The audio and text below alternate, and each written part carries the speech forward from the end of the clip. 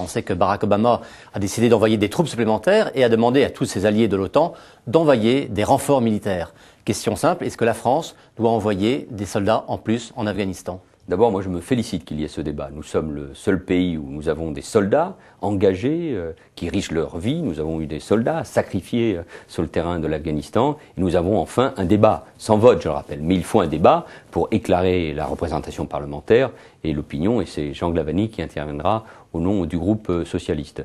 Je pense, pour ma part, qu'il faut soutenir l'initiative de Barack Obama. Il y a une réunion importante, un sommet de l'OTAN à la fin du mois de janvier. Et en fonction, évidemment, des discussions que les alliés auront entre eux, et notamment avec les Américains, il me semble qu'il faut soutenir l'initiative de Barack Obama parce que les États-Unis ont changé de stratégie et ont décidé de donner comme priorité une intervention en Afghanistan comme au Pakistan, parce que c'est là où il y a le foyer du terrorisme, du djihadisme. Soutenir, ça veut dire clairement être prêt à envoyer des troupes supplémentaires s'ils le demandent. D'abord, évidemment, ne pas partir.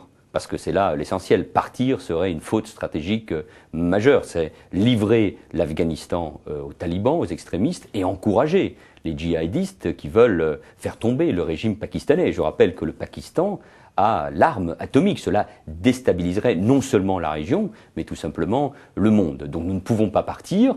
Et évidemment, en fonction des discussions, il faut être prêt à envoyer des troupes supplémentaires, soit pour former l'armée afghane, c'est ce qu'on appelle l'afghanisation, pour soutenir le développement de l'Afghanistan, pour lutter contre la drogue, la culture du pavot, et pourquoi pas renforcer nos effectifs militaires, puisque d'autres pays ont déjà annoncé qu'ils allaient envoyer des troupes supplémentaires, je pense à la Grande-Bretagne ou à l'Allemagne.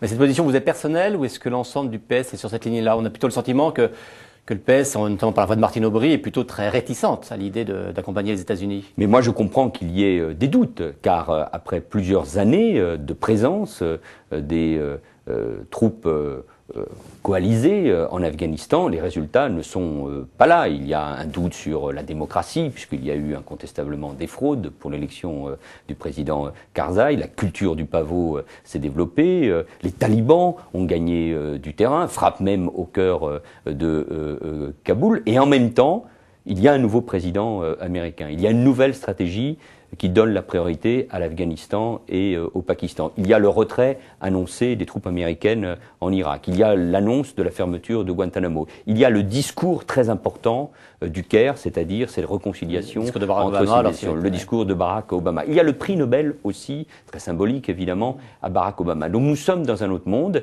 et pour ma part, en conscience, et ça n'est pas facile parce que ni la gauche, mais d'une manière générale, l'opinion française ne sont favorables à une intervention. Je pense que la France doit assumer ses responsabilités et son rang. Nous sommes une grande nation, nous sommes maintenant dans le commandement intégré de l'OTAN, donc il faut assumer nos responsabilités. Je crois que ça ne serait pas compréhensible aux yeux des enjeux stratégiques qui concernent l'Afghanistan comme le Pakistan, et puis en même temps ouvrir la solution politique et faire en sorte, à travers une conférence internationale sur l'Afghanistan, qu'on puisse associer les membres du Conseil de sécurité des Nations Unies, mais aussi les voisins très directement concernés par l'avenir de l'Afghanistan, l'Inde, l'Iran par exemple.